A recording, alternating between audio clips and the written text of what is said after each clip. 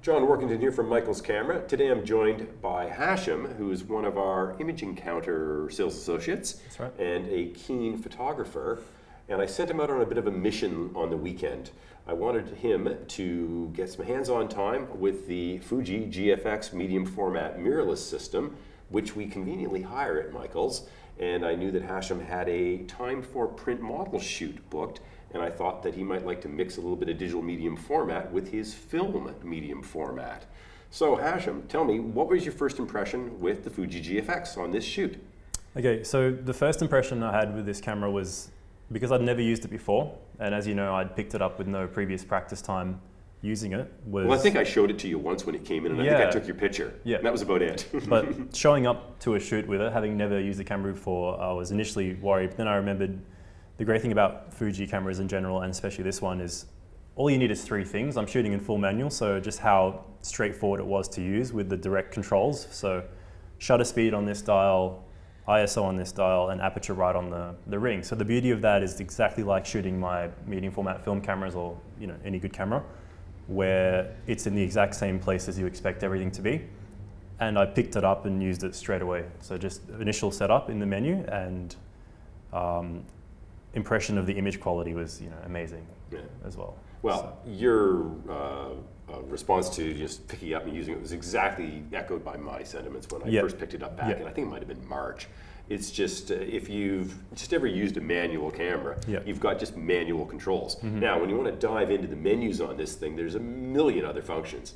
But really, at the end of the day, it's a tool to deliver, hopefully, a spectacular image. Yeah. And it's just a natural camera. I mean, it's like the old days when you had an aperture ring on the lens barrel. And it's just amazing that we've got a modern camera that has that. It just feels good. It does, and it's not much larger than a DSLR as well. So for me, it was sort of like having just one of my DSLRs with a prime lens on it, and I was using this 63mm F2.8 lens most of the time. So exactly what we see here. Yeah, so it's really, I could even use it one-handed. I had on a harness and sort of using one camera on the other side, and it was actually lighter than my medium format film camera, and it just felt really good ergonomically as well. Now, how did you find the Electronic Viewfinder? Really responsive. I was worried about that initially because I thought mirrorless systems are something that I've never really been keen on, having tried Sony's and other systems before. But when I put this to my eye and it changed, it was pretty much instant, and I had that little bit of pleasant surprise initially. So I was like, within 5 shots, completely forgetting that it was an electronic viewfinder because it's so crisp and clear that I was just shooting it like it was just a DSLR. So excellent. That was really good. Really impressed with that. Now, did you run any of the advanced features in the viewfinder, like the histogram or anything like that? Not through the viewfinder, but I did like how it gave you a quick preview of your shot through the viewfinder. Well, that's kind of crazy. I mean, that just sort of, it's so weird. You're looking at the scene, and then you look at the picture you just shot without taking it away from your eye. But it's good because it gives you an idea of what you're getting without taking it from your eye, like you're saying. Without destroying the flow of using it. So it's a different experience than the classic digital camera experience where you are looking at that LCD on the back because it's there. I found that, it took me a while to get used to it, but then I really liked it. The other thing which is amazing is, of course, you can run the menu system through the viewfinder. Yeah, that's right. So there's just this whole experience of using that viewfinder it's just a different way of thinking. Yeah. And I rather enjoy it. And it's definitely a camera on my wish list. Oh yeah, definitely. Yeah. So now tell me a little bit about what the shoot was. What was your mission? Yeah. So the shoot was mainly just for fun. It was sort of like a collaborative effort with a friend of mine who's a makeup artist. I'm not really experienced in shooting portraits and models until recently. I got into wedding photography, so I started to try and get more experience doing portraits. And we put up an ad for TFP, trade for print model type shoot, and we had a hair and makeup artist. A makeup artist and a hair artist. They're separate. Come on board, and we also had someone who did floral art provide a floral crown for the models to wear. So we had 2 models, Nora and Sakshi, and we'll show you some of the photos of that soon. But it was just a fun shoot for experience, trying out a new camera, and I also wanted to shoot some film to get this really sort of natural, authentic look to some of the portraits and see how that would look side by side with the GFX as well. Because I otherwise would have used 35mm digital, but having the chance to use this was amazing. I jumped on it straight away. So did you take your 35mm digital camera with you at all? I did. I took it with me in case I thought I was worried I wouldn't be able to pick this up and use it that easily, or if I had any issue with like something going wrong or not liking it or being too hard to use. But I shot 5 behind the scenes shots with this one and with the 6D. Yeah. And then immediately I just put the 6D back in the bag, and I was just like, I kept this on my harness and just use it for the rest of the shoot. Well, that's a real testament to the ease of use of what used to be an extremely complex product. I mean, medium format digital cameras.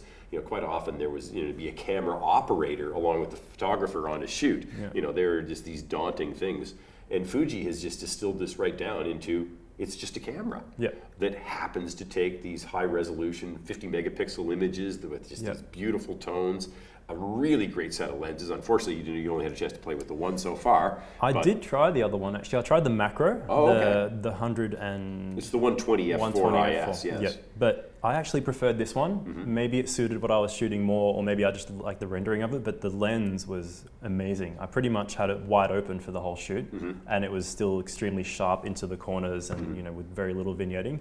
And I just loved that lens. I think that was my favorite. But well, the 60, now this is the 63 mil f2.8, so that's effectively like a 50 mil lens on a standard 35 mil camera. Yep. And in the classic world of portraiture, if you're shooting sort of head and shoulders or half frame, that's a nice, pleasing, or even if you want to step back a little bit and shoot full body.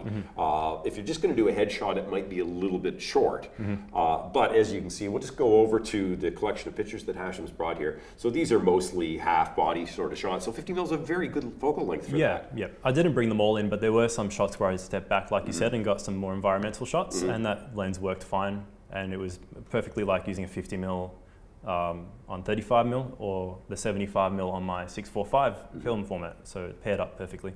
Now, were you just using ambient light, or did you have any reflectors or anything? No reflectors. Funny enough, I forgot to bring a reflector, and then we just took advantage of using open shade. Yes. We just went to some gardens and shot just with what available light we had. No reflectors, no additional lighting. Yeah. Well, why don't you walk us through some of the pictures then, Hashem? I'll just bring up the very first one here. Cool. So this is Nora. We just shot under some sort of palm tree setup. I particularly wanted to zoom into a couple and show you how much detail, but if we go forward to, see, I might have missed focus a bit here, but can you already see, is this 100%? That's at 100%. So yes, we're focused on the closest eye here. So that's good. Now, you want to go to the next shot then? Yeah. So same location for this one, but if you go to the next one, that's a different location. So I really liked the way the light, rendered in the background fallout with this one, because that's the beauty of shooting a larger than 35 mil format, is the transition from in focus to out of focus areas is really pleasing, and that's something that you can immediately sort of tell the difference from when you're shooting like other small sensors. Yeah, let's zoom in on this one here, and we'll just take up to the eyes. And just immense amount of detail that we're seeing. Now, you've worked from the RAW files, correct? Yep, so I've actually exported the RAW files to JPEGs, so the RAW file probably had a much larger size to it than even this does. Okay. But JPEGs are convenient, so I bought the JPEGs in, and even the in-camera JPEGs had really nice, pleasing colors straight off the bat. Yeah, so there's an immense amount of detail in the eye. I mean, and if this was, CSI, we'd just keep zooming in and enhancing. Eventually, we'd see Hashem and the rest of the city in the eyeball. Yeah. And this one, it's a slightly tighter crop. So if we zoom into this one, I think I had nailed the focus and there was no movement whatsoever, but you can see every single little pore and, makeup, and I was just blown away the first time I zoomed into the file, and because I've never shot anything larger than 23 megapixels, let alone medium format digital. Yeah, there's no doubt about it. The resolution on this camera is very addictive. Yeah. So now we've got a little bit more light in the background here. Yeah, Sakshi was our second model, and we shot a bit later in the day, so it's a bit higher contrast. The funny thing is I didn't really do much adjustment to these files. I went to load them into Lightroom and do my usual sort of curves adjustment that I do for my RAW files on Canon. And the thing I found is that as soon as I played around with it even a little bit, it was going to be too much. So the contrast from the lens was already really good and the colors were already really good. So I went to change white balance or anything, and I was actually finding, no, it's fine, I'm ruining it by changing it. So the camera did a really good job getting the white balance right, the contrast and everything out straight from the camera. The only thing I might have adjusted was a bit of shadow detail and Well, Fuji's very well known for producing a great in-camera JPEG. Yep. Now, I believe I set it up into the standard profile before I sent you out with That's the right. camera, Yep. which is Provia. Yeah, the Provia setup. The other thing, which is I've blown away by this camera, the auto white balance is just spot on. It's spot on. It's really good. And I also found when I used it in auto exposure mode, the exposure metering is bloody brilliant on this thing. Yeah. It's just an extremely usable camera. Yeah. So if you are ever interested in having a play with medium format, or even in purchasing, this is a contender. Yeah. For a first iteration of a camera, an extremely workable design. And of course, we've got it for hire here at Michaels. We've got the complete range of lenses. We've got all the accessories. Even if you had some Hasselblad H-mount lenses, we've got the adapter. We'll set you up. So if you're interested in this Fuji GFX system, it's never been a better time to try it out. And of course, till the end of September, Fuji's running a $900 trade-in bonus on a selected list of cameras, and they can be working or non-working. At the same time, if you want to hire one of the GFX systems from Michaels, 100% of the higher value we will apply to the purchase if you purchased before the end of September. So it's really a no-risk time to dip your toes into the water of medium format. And I mean, these pictures are just stunning. And from my experience with printing these files, they would just, you could print them massive, wall-sized, not a problem at all. Yeah, I think it was almost like overkill for what I was doing, but it was great fun to use it. But anyone who was doing, fine art printing or commercial use or studio, it's amazing. And the good thing is, like you said, the exposure metering is really spot on. I like to kind of overexpose a little bit sometimes with a shoot like this, just to bring kind of more light to the skin tones. And that was easy as just like flicking the little wheel here to add half a stop or whatever in shutter speed. And this was a really good demonstration of a backlit shot.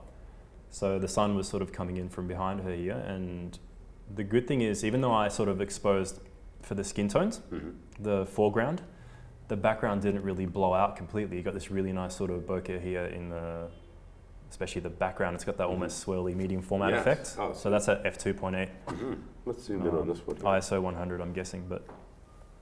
So, the out of focus areas are just beautiful. All the details in the hair here, in the floral crown. And again, the eye. I mean, you can count the number of eyelashes that this young lady's got. This is just impressive. Yeah. And of course, the distance between the near eye and the far eye is only a few centimeters, but at 2.8, it's just falling off beautifully. You just nailed it.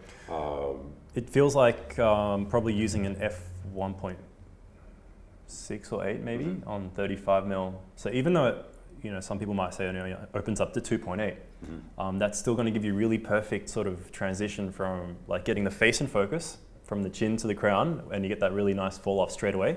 So I left it on 2.8 for most of the shoot, maybe stepped up a few times in other situations when there might have been a bit of an angle, but it's really, really good at focusing and just locking it in. It's almost like the camera knows what you're trying to focus on, and it's easy to change the AF point just with the little joystick here. Yes. So if I was shooting in portrait, just quick few bumps up on the joystick, set the AF point kind of higher up where the eye is, and then just snap, that easy. I think there's something like 477 autofocus points, and they go right to the edge of the sensor. Some of the earlier medium format digital systems only had one focus point in the center. So if you wanted to use autofocus, you had to focus and recompose. And of course, with low depth of field shooting, when you focus and recompose, you've moved the camera along a bit of an arc. And you can very easily take your subject out of focus. And of course, if the subject has moved ever so slightly, it could be a real hit and miss process. So having these vast number of focus points that you can just place anywhere in the frame where necessary, and this thing just seems to know how to focus on eyes. I mean, I just had great success with it when I used it. Yeah, I think that's the general consensus, is that it's just set up perfectly for especially things like portraits. No, I think you've delivered a beautiful body of work here. Now, what have been the reactions from your colleagues? Is everybody excited about what you brought out? I haven't shown it to too many people, but it's because I haven't had a chance to sit there and edit the files yet. And I was funny enough. Truth be told, I kind of had Hashem rush on this one here because he so only works 2 days a week with us, and I needed to get this interview done today on Tuesday. So it was only on Saturday that you did the shoot. So I just picked out 6 of my immediate favorites, and I just sort of tweaked the colors to my liking just to kind of match the filmic kind of look I usually go for. And funny enough, on this particular shot, I used sort of a Fuji 400H preset, which is a medium format film, just to compare how that would look compared to what I'm used to when I shoot that film in medium format, and it was really nice. Like hardly any adjustment needed to the files to correct them, but it's all just a taste after that. So now on your film camera that you used on today, what stock did you use? I actually used Portra 400. Oh yes. But the reason for choosing Fuji preset with this, because I just wanted to mess around and see how it looks from the memory of and I know Fuji, has their own film simulations in there, like Provia being the standard one and Velvia being saturated and all that. So I just wanted to see how they might look, and I tweaked around and just messed around with the little time I had. But I shot Portra 400 just because it's what I had. Yes. Yeah. And a bit of black and white as well. Now, Lightroom supports the Fuji GFX RAW files and has since about 2 weeks after the camera was shipped. And in the camera calibration tab in Lightroom, and unfortunately we don't have Lightroom running here on this, all of the Fuji film simulations are there in your camera calibration tab, so you can just play with them to your heart's content. In the color profiles. Yeah, exactly. Yeah. So it's the raw files are ready to go, and you can do an awful lot with them. When I first played with the camera, I was diving into the JPEGs, and they were spectacular. And then when I finally, 2 weeks in, had a chance to decode the RAW files, I just couldn't believe the immense amount of detail that was in them. As a matter of fact, because there's no anti-aliasing filter on this sensor, I found that I was over-sharpening with my standard sharpening preset, so I backed it down a bit. Yeah, I did the same, because when it's set to 25 by default, it's too much. I found on this camera it's already really, really sharp, even wide open, so I dropped it down to like 10 or something. And there was a built-in lens correction profile in the lens. So when I opened it up in Lightroom, there wasn't any need to correct any vignetting or distortion. It was just ready to go. Yeah. The other thing, I did some lens tests, not on the prime 63mm here, but on the zoom. I went right through the complete aperture range, and I was just blown away by how sharp the lenses were from pretty well end to end. And no distortion in them, no chromatic aberrations, the vignetting very controlled. The lenses are really the unsung hero of this system. Everybody's always concentrating on the body and all these features and they're what it is and what it isn't. But Fuji's just produced an incredible series of lenses, and of course they've got a roadmap out, and it's just going to expand with time. So right now there are 5 lenses for the system. There is a 32 to 64 f4 constant aperture zoom, so that's about a 25 to 50 mil range. There's the 63 f2.8 that we've got here, which is again about a 50 mil. You're saying it sort of feels a bit like 50 equivalent. Yeah. I think feels a bit like a 1.6 to you. You're saying aperture-wise, because it's also not just the numbers that count, but it's more how the lens transitions the in-focus point to the out-of-focus. So medium format already by default is going to give you a nicer transition to out-of-focus areas, and then 2.8, it might not be as wide open as 1.4 in terms of letting light in, but even in times when I had to crank up the ISO, I didn't notice any noise or anything pop up. Then there's a 110 f2 portrait lens. I haven't had a chance to play with that one yet, but I think I'd like to send you out with it. I wanted to try that one actually. I don't think it was available at the time, but that sounded really good. I think it's, the macro is definitely good for fine detail work, and you need stabilization, and the f2 sounds really good. That one doesn't have stabilization. The macro has the stabilization, so that's a 120 mil f4 macro. And then the last of the series of 5 that are currently available is the 23 mil f4, and that's equivalent to about an 18 mil in 35 mil speak. And then the next lens that's coming is a 45 mil f2.8, and that will be kind of like a 35 mil. And then we don't have the specs yet, but there's going to be a sort of a short telephoto. So maybe, I don't know, I'm just guessing, it could be somewhere in the 180 to 200 mil range.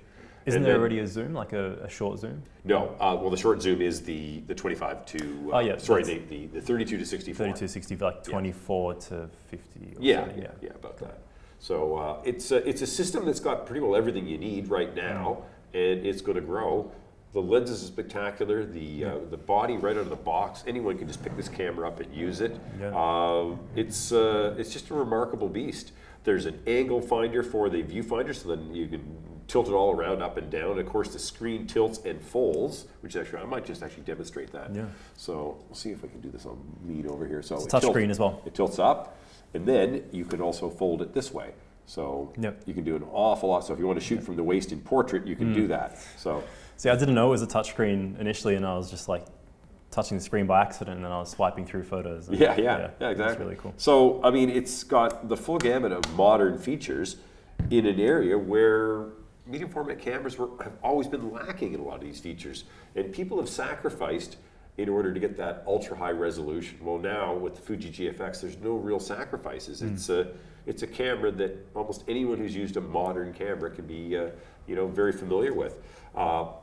And if you hire the kit at Michael's, we've got the Fuji specific case for it, which has got a nice foam cut insert in it, holds the body, the grip, and 3 lenses. So if you want to get a collection of items from in the GFX line and take it out on a shoot to evaluate, we've got that beautiful case that goes with it. And you can't buy that case. It's only there was only a limited number of those made, and they were sent to all the GFX shops for their hire system. So we've got it here for hire at Michael's, and for the month of September, it's end of August right now, but up until the end of September, 100% of your hire fee will be applied if you choose to purchase the camera. And of course, Fuji's currently running their $900 trade-in offer on a select number of basically the full frame 35mm cameras. If you've got one of those, right back to the old Canon 5D, they'll give you a $900 trade-in on the purchase of a GFX body.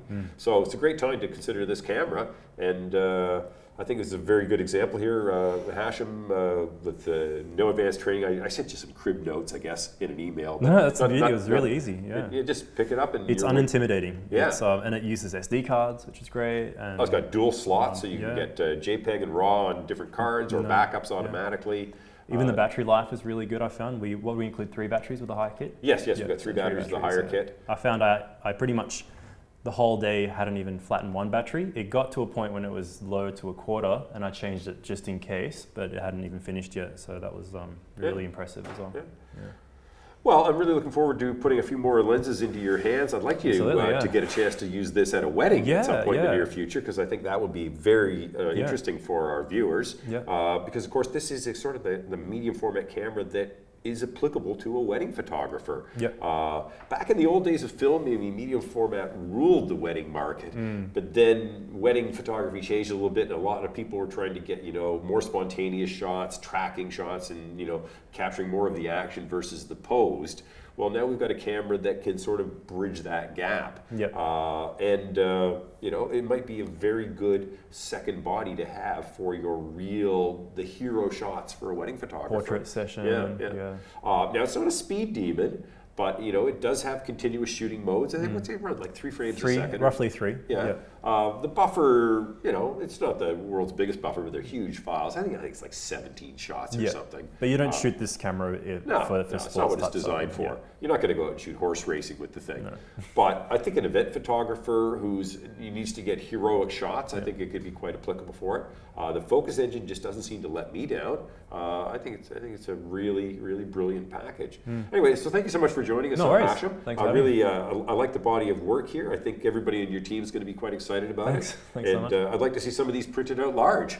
Once I put a few more edits through and pick out some favorites, we wanted to print a few to give to some of the people who collaborated, so that'd be interesting to show next time. When we get the links for the finished versions of these, we'll put them into the comments of the video, and you're going to get some film processed and scanned as well, so we'll have a look and see how the things compare. I'm keen on comparing that side by side with traditional medium format. And that was 645 format? Or 645, which is a little bit larger than this sensor, but not by much. And the film speed you were running was? 400, shooting it at 200 to overexpose a little bit. Okay, that would be very interesting to see how they compare, what the resolving power is. We'll look forward to that. Anyway, thank you so much for joining us here, and we are planning on putting the GFX into the hands of a few more Michael's employees and to see what they can come up with.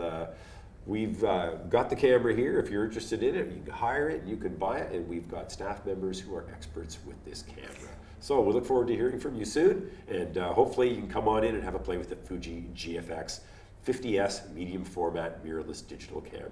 Take care, and we'll see you next time. Thank you.